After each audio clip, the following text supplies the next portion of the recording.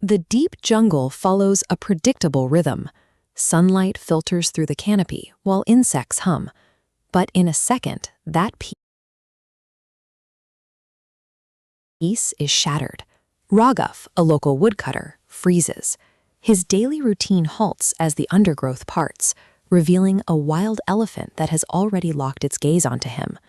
Before Raghav can drop his tools, the animal charges.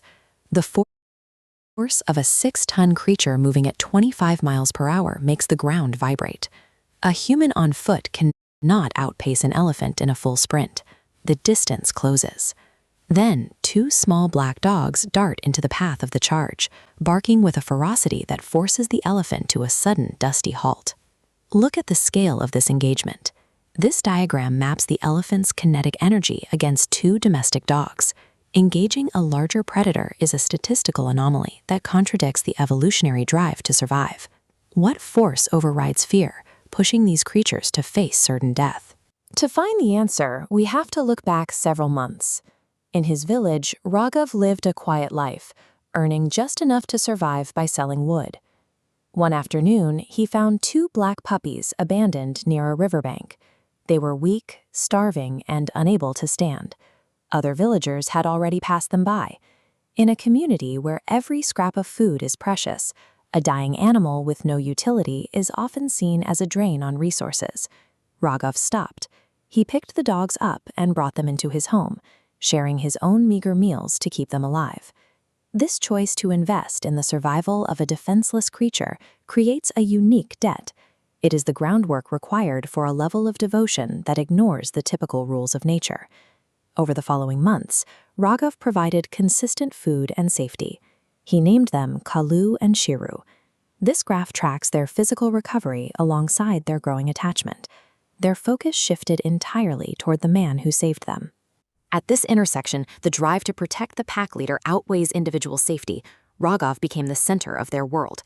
This explains why they were in the forest that day. They weren't there by chance. Kalu and Sheru had quietly followed Raghav into the jungle, driven by a need to keep their pack intact. When they stepped in front of that massive elephant, they were following an evolutionary logic much older than fear. To them, the life of the person who saved them had become more valuable than their own. Back in the jungle, the standoff continues. Kalu and Sheru are executing a coordinated tactical defense. They use their speed to circle the giant, snapping at its heels and darting away before it can stomp. They keep the elephant's attention locked entirely on them, creating a window for Raghav to move. Raghav screams for the dogs to run, but they stay. They ignore his commands to save themselves because their primary objective is maintaining the shield between the predator and their owner. The elephant swings its trunk and stomps the earth, but it hits only air. After minutes of being unable to catch the smaller, faster targets, the frustration of the hunt outweighs its aggression. It finally retreats, lumbering back into the deep brush. The forest goes silent again. Raghav falls to his knees and pulls the dogs close. They are tired and have minor injuries, but they are alive. In the village, the story spread quickly. They were seen as protectors, living proof of a bond that most people never witness. Loyalty of this scale only appears when it is earned.